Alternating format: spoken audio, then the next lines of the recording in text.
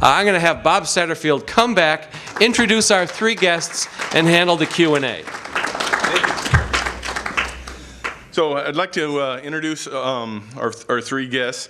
We're going to start on the right and work our way up, and if you come up and take a seat, and we'll start with, this is the last time I'll say it, Patsy Currier. Now Pat Shank.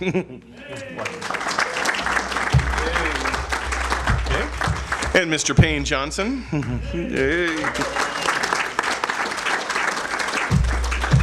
And Priscilla Montgomery.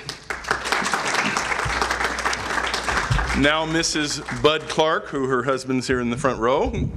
Give him a round of applause. And Cindy, their daughter, is also here, and her husband David. So give them a round of applause. Okay. You'll have to pass the mic back and forth because there's only... No, I'm going to hog the whole thing. Okay, just one other thing before we get started with that. We mentioned Dickie Jones, who was the sailor hat, and he was going to bring down the curtain. He's also in your feature, Babes in Toyland. So when the March of the Wooden Soldiers come and save Toyland, he's the little boy that's on the soldier's leg that holds on for dear life as he's walking through there. So you'll see Dick Jones in that also. And I believe when Spanky pulled up and the doorman opened the door, that was Philip Herlick, and you may remember him from Zenobia, who Ollie gives a quarter to, or a nickel, it was a quarter, to recite the Declaration of Independence or whatever it was he recited. And he was at a Way Out West meeting, so it was a quarter because I gave him a quarter for coming. So anyway, so you had some other people that tied into Laurel and Hardy, and of course your director was Gordon Douglas. Very cool, who came to Way Out West meetings also and directed Saps at Sea. Saps at Sea? Yeah, good. Okay, I haven't done this in a long time. So, all right, I think everybody would be interested to know first maybe how you got into the R Gang or how you came into show business altogether. Whichever one's the best story, why don't you lay it on us, and we'll start with Pat. Oh. There you go.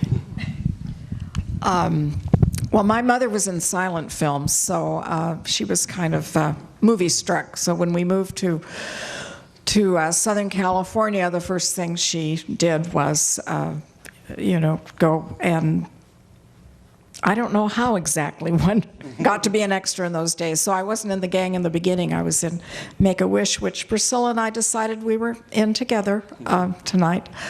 But I was in plays, and so a gentleman who was involved with the gang saw me in Anne of Green Gables at the Wilshire Ebell Theater, and he said, okay, she would be good in the gang. So that you just saw was my first film for the gang, and you really didn't see much of me. I know where I was, but I did notice the one bowl of chocolate ice cream that was sitting on the table. I don't know if you noticed that. No one else seemed to have food except this one young man.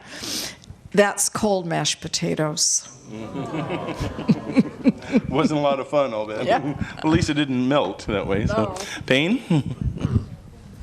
Well, I had a kind of an unusual beginning.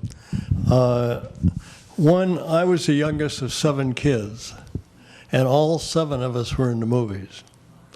And we got into the movies because my mother was a writer. She was raised in a newspaper family. And when she came to California and Los Angeles from Louisiana, she got a job on the LA Times as a reporter and did interviews of famous people. She worked a lot in the old rotogravure section, which was a Sunday section with a lot of interviews and things like that. And one of the people she interviewed and became a friend of the family was Harry Carey. Harry Carey Sr., who was a kind of a Tom Mix as a younger man, was the star of many, many films, cowboy films, and he's still, you can still see him as a character actor in some movies. But anyway, she wrote a screenplay. She was a writer. She wrote a screenplay called Desert Destiny, and Harry Carey bought it and said he would make it. He made that movie in 1925, and he insisted on using my oldest sister, who was a tomboy, could play great baseball, so he used her as a 5-year-old boy in the movie, and I've got a wonderful photo of the two of them in that film in 1925. Well, that led to other things, and by the time I came along in 1930, my oldest brother was 19 years older than I was. So it was a big family, and when I came along, I was in, I think, 3 films before I was a year old as a baby, and I went on anyway to act in more than 100 films, and of all kinds, and it was a wonderful kind of a life, and we were a pretty sophisticated family of kids because we had to interact with adults all our life in the movies, and we ate lunch with the stars and traveled with them, and movie stars in those days were real people, hardworking people, knew their lines, weren't precious, didn't live in trailers, ate the same box lunches we ate when we were out on location. So that's how I got into movies anyway. Could you also mention your brothers' names that were also in many of the Our Gang comedies? Oh yes, my eldest brothers, Ken Johnson, and the next brother, Dick Winslow Johnson, were in the Silence, Our Gang Silence, Little Rascals, and then my another brother, Cullen Johnson, was in some of the films that are in the Our Gang book that you all have seen. So we had a whole history of doing that, and I was also in Andy Clyde films, which were also made by Hal Road Studios. And the interesting thing, I think I was in 6 different Our Gang films, and they kind of ran them in sets. We would go out and work, working at Hal Road Studios or MGM for a week at a time, and they'd be making 3 different films. It wasn't everything stops and we do one film at a time. They kind of cranked them out. Thank you. And Priscilla, how did you get started? I guess I have my own mic. Yeah. Oh, well, I think I started too, Midsummer Night's Dream. I don't hardly remember, and I don't know how it started. I was a Miglin kiddie. I would have loved sports, but girls then I was interested that your sister played. But we didn't have a lot of sports, offered to us. So a lot of girls danced, and I loved it. So that's how my love. And so I don't know how I got in Midsummer Night's Dream, but being in Miglin Kiddies, I'm assuming that it had something to do with that. And then Make-A-Wish, which Pat and I were in together, which we just found out. And then Gordon Douglas, who was the director of the Our Gang comedies, was at the Wilshire E. Bell Theater when Bud Murray, which I soon started taking dancing with his studio, and he was in the audience, and he picked out about 4 of us, 5 maybe, and just wanted us to be in the Our Gang Follies. So he wrote a letter, and we were in the SEG and SAG, and I didn't have any show business family, none, and it was just quite by accident, all of this. But it's been a lot of fun and a lot of interesting experiences. And he's right, you work with adults a lot, and you're really little. You're very young. It's everything's, oh gosh, I can remember, for instance, Wizard of Oz. It was so beautiful, that set, and you're just a little child, and we had more fun hiding in those houses, and in the sides when we're on break, But anyway, and a lot of adult telling us how to do and what to do, and so you learn very early to obey, to learn, to do what you're supposed to do, and then go off and go to school. So it was really a wonderful experience, and I wouldn't have traded it for anything, but it was quite by accident, all of it. Wow. But it's been a fun series of things. As he said, you're in many things, and I was very blessed. Well, you mentioned Gordon Douglas. He directed Board of Education, which received Academy Award as the best short that year, but he wasn't much older than any of you. No, he was 21 years old when he did that. Do you have any you remember anything about Gordon? I well remember him. I remember his face, and I think probably because he was so young. Because everybody out there seemed very old to me, and he was a young man, and he was a very nice looking man and very nice to children.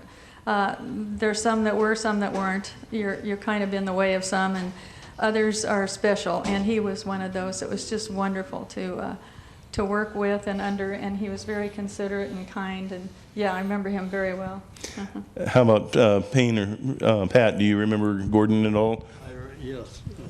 I remember seeing him, but I was very young. You ask us for a lot of detailed memories. We don't have great detailed memories when you're 4 and 5 and 6 years old. You remember the big picture. You remember, and by looking at the movies, your memories come back. They help rebuild our memories. But yeah, I saw him there. Looking at the stills that you have collected helps your memory as well, so that even if you don't remember it, you might think you remember it. But It wasn't Gordon that fired you, was it, Pat? I don't know. You want to tell us that story? Well, I was in the gang for about 2 years, and my last one was called the New Pupil, and I had a line to say, and you got more money for a line. We were talking about, what you might get.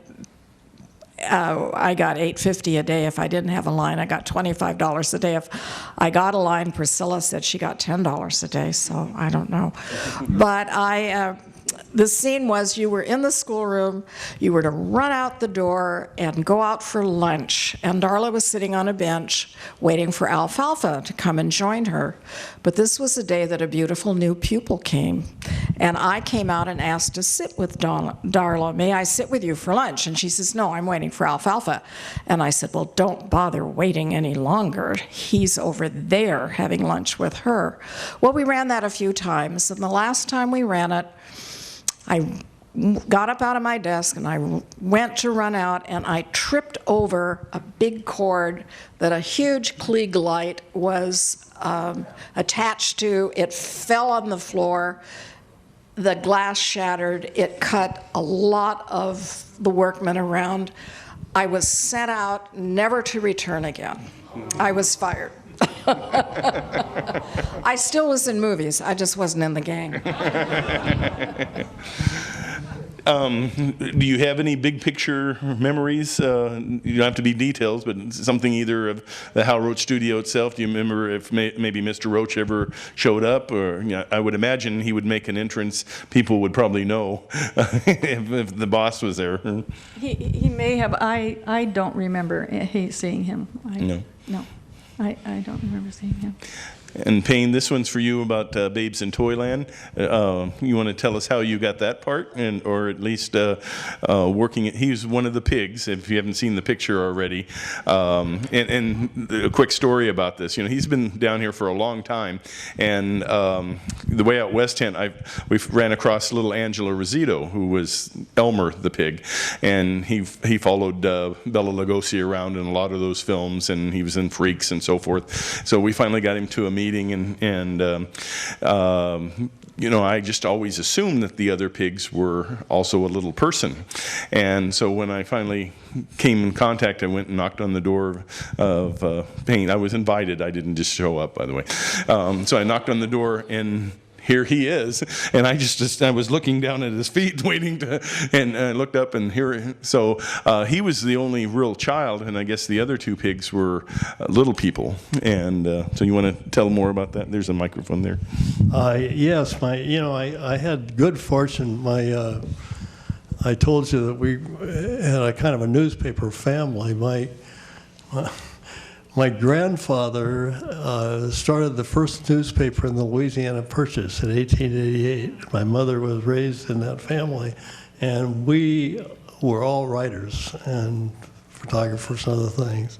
But anyway, the fortunate thing is that with your mother a writer, she hand wrote a complete journal of all the movies I was in, and with the stars, the studio, what I did, and she wrote things and described them, which is important because I was in Babes in Toyland. I was only 4 years old, and she described the fact that there was a Hal Roach big casting call for kids, young kids, and she took me to it.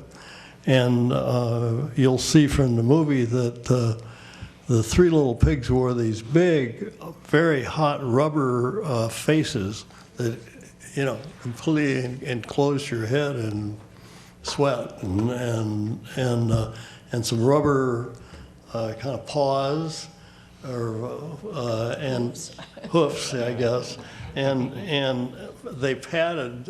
We were all supposed to be looking fat, so we had padding all around us. And she told me that of all these kids, there are 30 or 40 kids there. They put on their costumes, and I was the only one that didn't cry, that didn't make a fuss about it. Now, part of that is thanks to being the youngest. If you're the youngest of seven kids, you're kind of knocked around and used to doing anything, and you know, you survive. And so I was just always a happy kid, and I got that part. And so that was the only, they got permission to use the Three Little Pigs from Walt Disney to put them in that film. And so they couldn't find any other kids, so they hired two midgets, little adults. And when you see the film, I was in the brick house. I was the smart little pig, and I have a whole lot of photos of the bad men talking to us, to me, and when they're running around. And I noticed one interesting thing. Looking at it is that when you see the little pigs running around, you can tell I'm a little kid because the adults run differently than little kids around the thing. But it was a wonderful experience. I remember sitting on Hardy's lap, and the whole cast, because I was so young and had that interesting part. They were really friendly, and at the end of the film, they bought me a little miniature fire engine, the kind that you set in and pedaled, you know, about 4 feet long with little ladders and things. So that was my kind of gift for playing the part. He's also in, you know, I talked about using different angles and so forth. He's also living in the shoe with the children that lived in the shoe. So when you get to that point, look for him also. Okay. Priscilla, anything else? You know, Wizard of Oz is such an icon. Anything else you can tell us that you remember about that? We don't want to leave that out. Well, yes, I have several things, but one I remember is Margaret Hamilton when she was doing that scene in front of and she disappeared in the cloud of smoke. She was really in trouble. You may have read about it, but she got burned. And I can just remember as a child, everybody running quickly and, you know, the bells ringing and sirens and very noisy, and got her out. And, you know, she was really injured and had to stay out of work for a while. It was over Christmas, so she took that time, and she was fine. It was a hand burned, but the broom caught on fire going down. So the floor opened up, and as she went down, the broom caught on fire. And so it was, you remember those things. And then the beauty of the dress that Glinda wore. Oh, you know, I was standing right behind her, and I thought, oh, this is the most beautiful thing I've ever seen. You know, the sparkles, and then Judy's shoes, you know. And so, yes, and the set. It was just like being in a fairy tale, really, every day going to work. It was really a really delightful and fun experience. And just like Wonderful Life, that was such fun. Because it was the pool scene, and we got to Charleston and learn all the steps, and loved it. That was so much fun in itself, and these fun costumes. And then the director came over just before we were to do the pool opened up. And by the way, that was Alfalfa. So our paths crossed once again. But anyway, the director came over and asked my partner and I if we would start the momentum, be the first to go in, when the pool opened up, after, of course, Donna Reed and Jimmy Stewart. And we said sure, and we got $50 for that, and that was huge. I mean, that was just awesome. So exciting. It was, though, quite an experience going in the pool with all the clothes on. You felt like because there were beads and ruffles and stuff in your shoes. I mean, you went straight to the bottom. And I loved the water, so it was fun, but I thought I'd never come up, So anyway, that was an experience I won't forget, too. Did you only have to do that once? Only once. Well, good. Good actress. We actually, and I didn't know until actually Steve Cox. I don't know if they know Steve, but anyway, he got pictures from the film, and I always wondered if it came off like they wanted, because we were supposed to start the momentum, but not early, because it wasn't about starring and falling in. It was just to start momentum, so everybody was supposed to go just as soon as they saw us move, start. And that's kind of hard, because when you're in the middle of trying to do the right thing, by accident, kids could start, and jump the gun or whatever. And it went just exactly like they had. Of course, they got us real clear on what we were to do, I will say. They made that very clear, because that was probably the only picture I was ever in that I can remember just one take. Yeah, that's unheard of. Well, it's interesting. She's talking about the things you had to do and the discomforts and things. I remember growing up, it was difficult in elementary school, because we all had to wear long hair like the Beatles, because they called historical pictures period pictures, and we always had to be ready to look like we were living in the 1700s or the 1800s or anything like that. And of course, there was like a certain amount of teasing in school, not really nasty, but you were different. So you were in, I would disappear for a week at a time from school and come back. So it was a different thing. Another thing I can remember is that I was in a big movie called Brigham Young with Linda Darnell and Tyrone Power, and it was a tremendous picture, and I was all through it. At one point, in a narrow part of Big Bear Lake, I was asked to hang onto the tail of a little calf and let him pull me across the lake for the photos, which was fun. There was a boy and fun. And the part of it, they went up to the Sierras, and we climbed part of Mount Whitney as part of the thing, them finding the Great Salt Lake. And there was a stream, an ordinary stream, and it was supposed to be winter, and it was really summer. So I had on heavy clothes, wool hat and everything, and they were white cornflakes being sprinkled around us from a big fan. And the warm stream was filled with glycerin for ice, big chunks of glycerin, and it was fun. Now you're a kid. All kids like to play make believe, so it was really a fun experience, a learning experience. You learn history. I got chased by Indians and drums along the Mohawk, and found the Great Salt Lake, and Mark Twain saw he did the famous frog jump, and I could go on and on, all the parts of history you live through and you learn from. So that's a good asset. That's better than a history class. Yeah. More fun. Pat, do you remember things that you had to do that you either really enjoyed or really disliked as an actress? No, I just had fun. I enjoyed going to school there because it wasn't as hard as going to school in school. It was a lot more fun. I was in a snow scene, but I thought it was ivory snowflakes. But when you think about it, they had ivory snowflakes back in the day, not just powdered. But that would have been slippery, so maybe it was white cornflakes. I thought it was ivory snow, but you would have slipped on that. Oh, I just had a good Another time. scene there that had locusts, huge clouds of locusts, and there were little pieces of bamboo blown by fans that covered everything. Anyway. Okay, well, we'll probably cut it off right about there now, I think, so that they'll have time to autograph. We're going to move over to the table here, and there's pictures of all three of them that are there.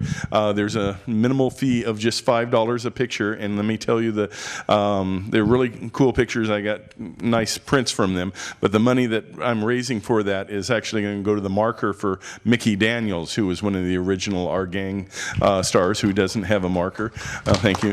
And there's actually several actors I'm working on, but my project right now is Mickey. He's in Forest Lawn, Glendale, and died in the 1970 and never, you all remember him. So it's $1,000 for the marker, and then Forest Lawn puts in, because they only do brass, and then it costs about $500 to put it in there.